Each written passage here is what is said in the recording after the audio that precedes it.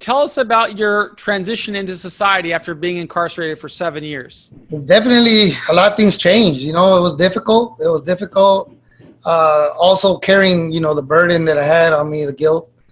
And, life changed out here, man. It's very, very, very different. Most people are just on their phones and they don't really communicate. They don't really speak.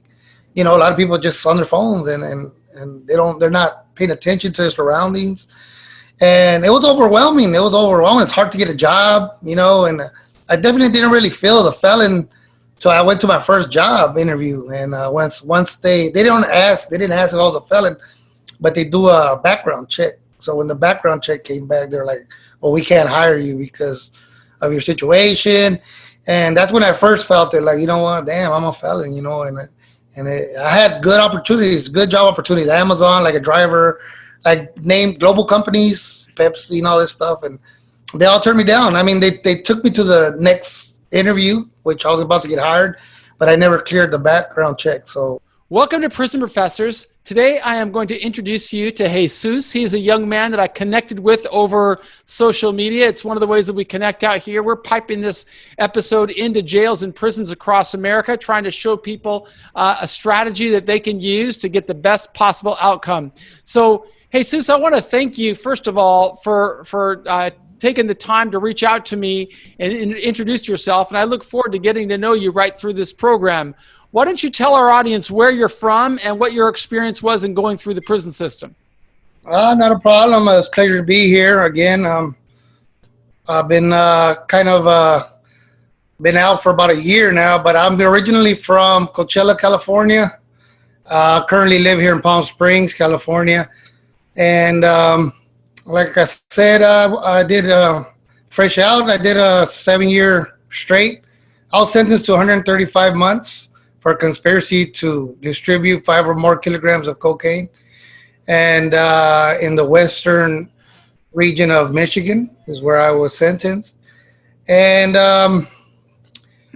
that's pretty much the summary of my situation. Again, I came across your profile because I've been advocating as well to kind of make changes and, what I've been through going in and out of prison now.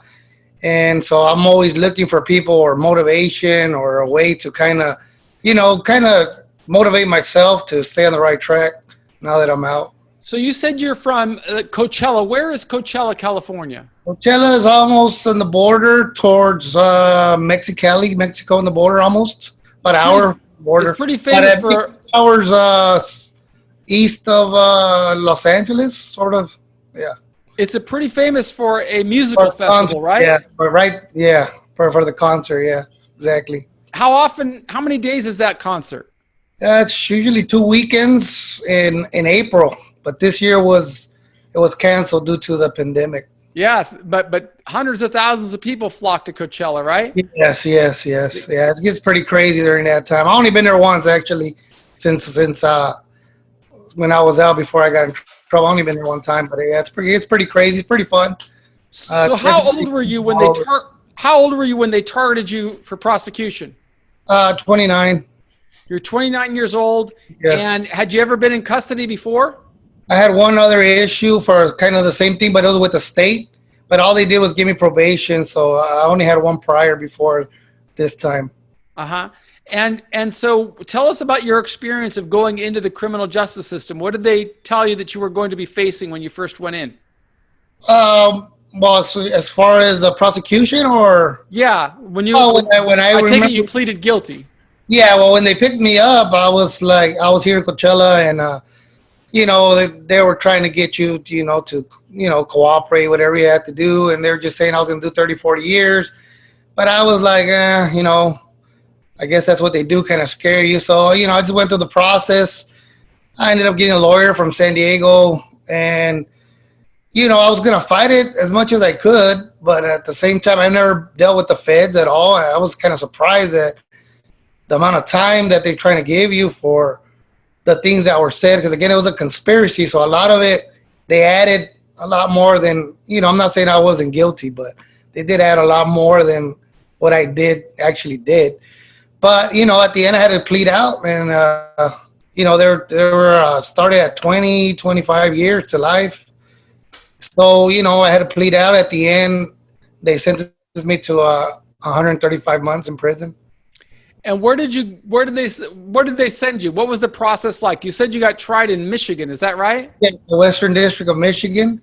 And while I'm from California, so I asked to be sent back to California to do my time. So I was sent to Victorville FCI 1, medium high. I did 3 years there. And then I got transferred all of a sudden because I had qualified for the RDAP program. So I finished my time at Terminal Island in San Pedro, California.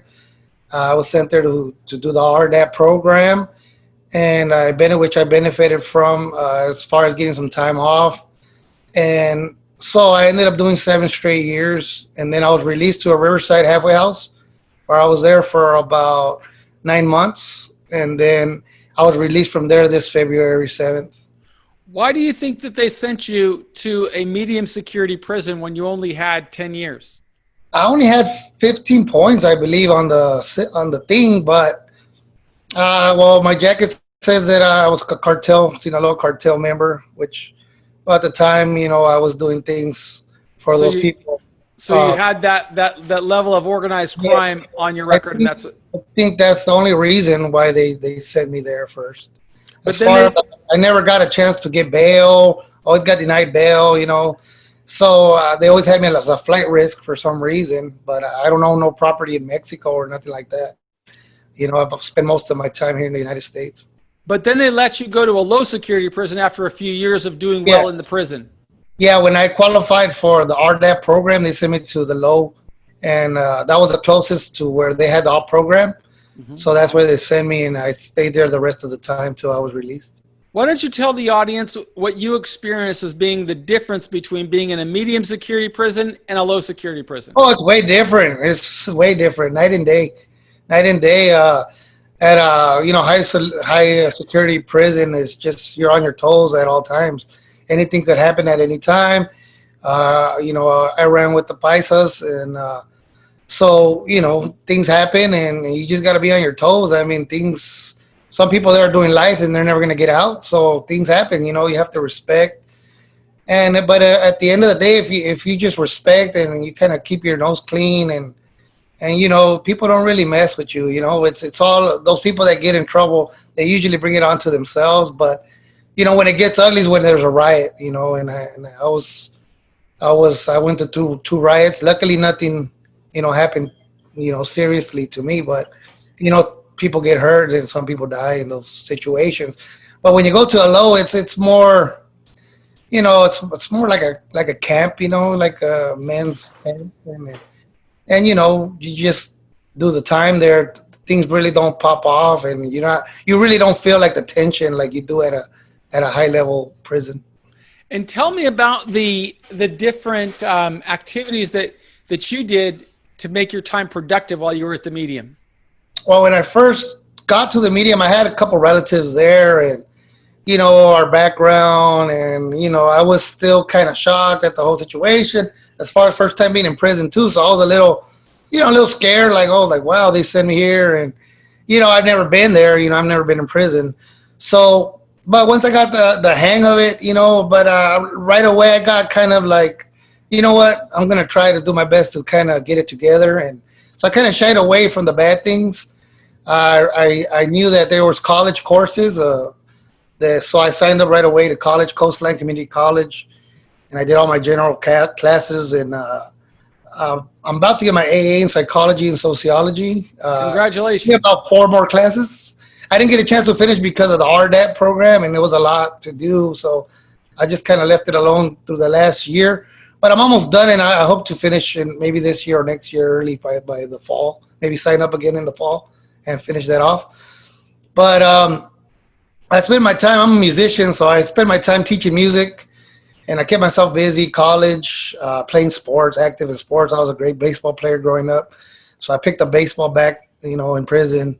So I spend most of my time doing that, pretty much always active in the recreation area, and hobby shop, and playing music and playing in the concerts. So I was a prison engineer at the music engineer. So I was the one setting up, the concerts that they have, and also playing with the band that we had there. Were you able Were you able to avoid problems the entire 7 years that you served? Pretty much, yeah. I never got myself into any problem. I was cool with everybody. Everybody knew me because of the baseball and the music. I was very popular there.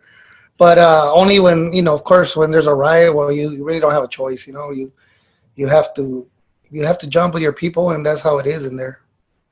And so did you have aspirations of what you would want to do when you got out of prison? Yes, right away I found that, I had strong leadership skills, and people always flocked to me for everything. And, I was kept thinking, I always had that guilt of what I became, and I wasn't happy with myself even before I went in. So, I realized that I had a knack for helping people, and people understood me, and they came to me for advice all the time. So I started studying, sociology, psychology, to learn terminology and learn, how the mind works, and try to, I always said, you know what, I ruined my life in high school, and if I could go back to that day in high school, I'd probably be a band geek, man, because that's what I love to do is music. And, and play sports. And, I threw that all away for my ambitions of money and greed. And you know what? I let a lot of people down. So, I still carry that guilt a little bit, but at the same time, I know that there's a reason why I'm still here. A lot of my friends weren't that lucky. Some got killed, and others had so many problems that they killed themselves. And so it's just, there's a reason. I always thought there's a reason why I'm still here, and a reason why I'm going to get out. And I have to make a change, and not only for myself or my family. And, I always say, I'm going to learn, and I'm going to tell my story. And hopefully somebody, a teenager that's going to be faced with that choice like I was, will hopefully, see this or read about my story somewhere, and hopefully not go through the same thing that I did. So earlier in the interview, you said that when something popped off inside of the prison, there was a riot that popped off, everybody had to do their part. In retrospect now, do you see that there could have been any other way, or is that the only way to participate? Well, the thing is, there's always a choice, but there's always a consequence to that choice. And help the viewers understand. I know what I got myself into, and in a medium high, you can't run by yourself. Not where I was at. So that there's really, if you don't do nothing, then you have to answer to other people for not, participating in. So that's just how it is. And I accepted that when I got there. You know what? It's just consequences of my actions. I'm here now, and this is my life right now, and this is what I have to do. And hopefully, I don't get hurt. And that's pretty much it. What would have been the consequences if the staff caught you and participating in the riot? Do you know that? It just depends on how many people got injured. Somebody got killed. They could blame you for all that. You could end up getting more time, chipped out across the country. And, luckily, like I said, to me, I was only faced with that choice twice when I was there. And luckily, I didn't get hurt. And when I was moved from there, I was like, what a relief, because over here, I didn't have to go through that no more at the low. And, So the low was considerably, the stress really came off your shoulders in the low. Once you leave the high, medium high facilities, it was just way different. Plus, it's like an island, so you're on the water, and you're a little bit more relaxed, and so to me, I was like, man, I'm just glad I made it out from there. Man, I seen some things that, it was just crazy, and What was the housing conditions like? Describe the housing conditions from the medium to the low. It's kind of like a project, it's just like a bunch of little apartments at the medium high. And there's 2 stories, but there's 4 stories, really. There's 2 stories in each story. So pretty much there's a bunch of little apartments kind of looking, and then the showers are in the corner, and the TVs are in the middle. But it's a 2-man cell, right? Yes, 2-man cells. And the low? It was more like an open dorm, kind of like if you go to a retreat or some kind of like open camp. Dormitory. Yeah, it's just a dorm, open. Like a big airplane hangar with a bunch of rows of beds. Yeah, a bunch of bunks and like, kind of military, I guess, style, something like that. How is the food different from a low to a medium? Oh, it was way different at the medium high. It was horrible, man. And So the at the food was better at a low than a medium? yeah, the food was way different at Terminal Island than it is at Victorville. Yeah, way different.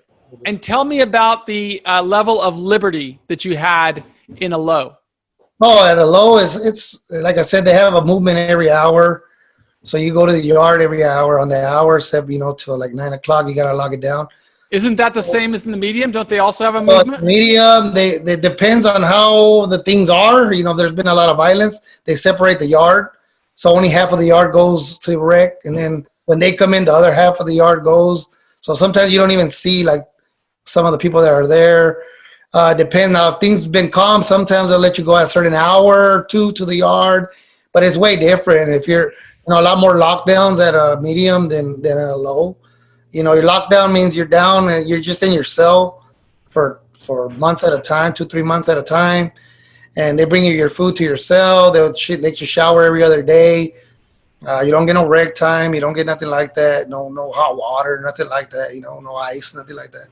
You said that you worked as a musical engineer. Was that in both the low and the medium, or only in the medium? Yeah, both and both. Yeah, I did it in both.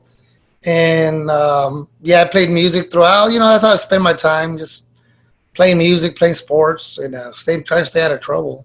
And what was the RDAP program? Walk us through the RDAP program. The RDAP program is a residential drug treatment. Could be anywhere from 9 months to a year. Really 500 hours that you have to put in. Where I was at, it was pretty much you go all morning, 7:30, you're there, and you have to be nice, dressed, presentable. You're wearing prison clothes, but you have to be dressed, you have to be ironed, you have to be clean, clean shaven, everything, haircut. Your bed has to be made, your shoes have to be put away, your area has to be clean. They look at all these things, and then you start early. You pretty much go until lunch, 5 days a week. And you meet with drug specialists, and they set you up with a drug treatment program. That's individually for everybody, but you do a lot of things as a group. And pretty much you speak and you do all these programs that they set up. They have these books that you have to, like a curriculum that you have to follow, and you have to participate. And they make you live with your community, and they kind of try to break down these prison habits to where the race and all that doesn't come into play. You have to all get along. And, some people qualify for some time off and some people don't, but some people do it anyways because it's, for their benefit. So I had a good time doing it. I mean, I can't complain. I had a good drug treatment specialist I got along with very well. And I learned a lot from the RDAP program. And after that, when you're released, you have to come out and also kind of follow up on the program. So you do like aftercare I did it for 9 more months. And then I'm about to start tomorrow, actually, with the probation psychologist that they set me up with, which I guess is mandatory upon reentry. And you ended up getting a year off of your sentence as a result of graduating that program? Yes, sir. I got a year off, and then I got a 9 months halfway house. So that ended up being about 21 months off early. That's a pretty good deal. Is that what most people got that participated in RDAP? Was 9 months? They kind of assess you. So it's like if you're more ready, they'll try to help you out to go home earlier. But some people get 4 months, some people get 6, some people get 9, some people get 12. It just kind of on your participation and what is your outcome of the program, like your final review and what they think. If if you're ready if they feel you're ready and you did well, then they'll push for you to be out sooner so you can go with your family. But I also got some time off for the 2-point reduction when that law went into effect, and then the 7 days that they added to the Prison Reform Act. So, right, the First Step Act. So I got all that. So all that plus the RDAP is the reason why I'm out today. If not, I would have just gotten out about 2 days ago. Oh, congratulations. And so you've been home since February, is that right? Yeah, actually, home, yeah, since February 7th. That's when I released from the Did you have to go to the halfway house, or did they send you to home confinement? I went to home confinement for like a month. I stayed at the halfway house because it's in Riverside. It's like an hour away. So I didn't come home because I had to travel a lot. And it was a hassle. And it wasn't easy. They're calling your house every hour. Even if you're asleep 2, 3 in the morning, they're calling you.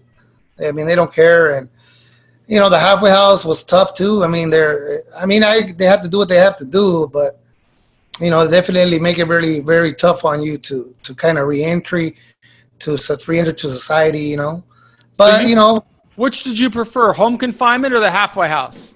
I only did home confinement for a month. Well, I mean, it was better because I got to see my family every day. Mm-hmm. But, for me, it was kind of hard because the halfway house is an hour away. So you had to drive over there to drug test and to go do your counselor meetings. And so it was a hassle. But I did it because I just got fed up with the halfway house. I was there for 8 months. And I did the last month at my house on the ankle monitor. And tell us about your transition into society after being incarcerated for 7 years. Definitely, a lot of things changed. It was difficult. It was difficult. Also carrying, the burden that I had on me, the guilt. And, life changed out here, man. It's very, very, very different. Most people are just on their phones and they don't really communicate. They don't really speak. A lot of people are just on their phones and they're not paying attention to their surroundings. And it was overwhelming. It's hard to get a job, and I definitely didn't really feel the felon till I went to my first job interview. And once they didn't ask if I was a felon, but they do a background check. So when the background check came back, they're like, well, we can't hire you because of your situation. And that's when I first felt it, like, you know what, damn, I'm a felon, I had good opportunities, good job opportunities, Amazon, like a driver, like named global companies, Pepsi, all this stuff, and they all turned me down. I mean, they took me to the next interview, which I was about to get hired, but I never cleared the background check. So, that's been the most difficult part. And then, dealing with the probation and the halfway house people, it's very overwhelming, man. They make it very hard, but I guess that's their job, but you just got to buckle down. And if you really want it, it's a little sad for you to think that their job is to make it difficult for you instead of making it better for you. Yeah, I agree with that. I figure that, we're here. Why not help you? Actually help you get a job. Not just tell you where to go look, but actually pull some strings. Even if it's in a construction, whatever it is. Help you get set up. But a lot of them, they have so many cases, and they just kind of make you feel like you're bugging them. They don't really go all out, to kind of help you out. So you really got to do it for yourself, man. And that's what I've been doing since I got out. But you haven't found a job yet? No, yes. When I came back, when I got out, I got a job at Nordstrom distribution. So I was doing that. And when I moved back to Palm Springs, I started working at my family's restaurant. And then the pandemic hit. So the bars closed, they haven't opened. So I got on unemployment, but then recently through a friend, I was able to find a job. So right now I'm working again, but it was difficult out here in Palm Springs to get a job again.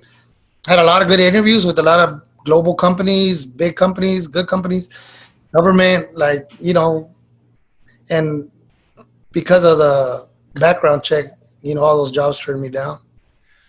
Well, I really want to thank you for sharing this story because I think it's an important message for somebody in jail or prison to be thinking about. There are things that they could be doing today while they're inside of there to prepare because it's so hard for people when you come home. Yeah, it's very difficult, man. It's not easy, but again, you got to persevere and you got to overcome, man, if you really want to, It's definitely not easy. A lot of obstacles that you got to overcome. And, if you want to study while you're in there, that's great, but always keep in mind that you're a felon.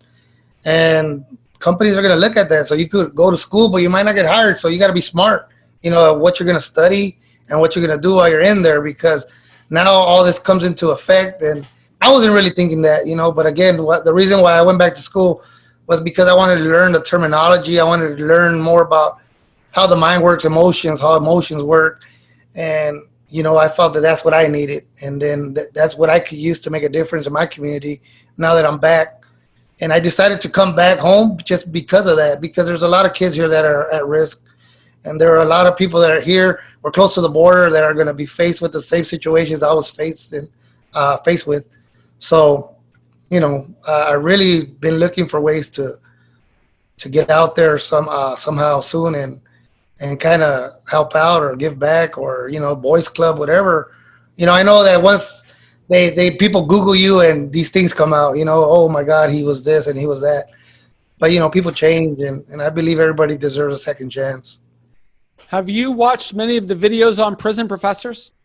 Yeah, I saw him once I got a hold of you. I saw a few guys there, Orozco and these other gentlemen too. That yeah, I understand perfectly what they're talking about, man. I definitely can relate to that. And again, it is difficult, man. But when you realize that it's my fault, it's your fault. You can't make excuses. It's gonna be hard, but if you want to persevere, you just got to do it, man. One of the things I might encourage you to be thinking about is to create your own job rather than just looking for a job when the job market is not too friendly. And Yeah. since you're looking at YouTube, you might think about starting your own YouTube channel and telling your story on video. This could be a start of it, but like I'll be featuring this channel with hopes of, but most of my audience are people in jail and prison, and I want them to understand, hey, it's never going to be easy when you come home, and it's really important to develop strong critical thinking skills and strong communication skills, which you obviously have. So you might want to think about starting a YouTube channel that documents your story, and maybe you could turn that into a career with your counseling career as you develop your educational credentials. Yes, I took that in consideration already. But sometimes, with all this that's been happening, and sometimes your mind just goes blank, man. And I've been having those the last 3 months. I don't know if it's the pandemic or what. It's been very difficult, man. I was home for like 3 months, no work, and just thinking like, what am I going to do? And I had interviews, and it never worked out. And honestly, it was a struggle. But I came across a friend, and he said, "You know what, man? I'll hire you. Just come through." And it's warehouse work and it's tedious work, but you know what? I'm happy to have a job and doing what I'm doing. And it's a starting point. But like you said, sooner down the line, my wife, she's a psychologist, and she works at a high school. So I know that in time I will kind of get self-employed. One way or another. I know that that's what I'm going to go into. Well, Jesus, I want to thank you for sharing your story with our group. I hope that people get a good message from it. If somebody wanted to reach out to you, do you have a way that would you like to receive messages from anybody? Oh yeah, why not? You can look me up, on Instagram or email. Give them your information so that they can hear it on the show. Rios is riosjj333@gmail.com. And I'm always, looking into my emails. And again, like I said, I'm kind of motivated by Mr. Santos here. And when I came across the story, and there's been a lot of people that come out of prison and been successful doing something. I've seen another guy that ended up being a chef at a casino out there in Las Vegas that took Chef Jeff. The culinary. He also went to speak in Terminal Island. Yeah, he was at Terminal Island. Story, man. So, like I said, it's not the end of the world. It's very difficult. It's part of our situation that we got ourselves into. But again, you got to just get ready as best as you can, and, that day's going to come where you're going to release. And, you just got to have that will and know that, kind of be patient too, and things will come. But you also got to, put your best foot forward. Thank you, Jesus. I wish you success on this pathway, okay? All right. Thank you, Mr. Santos.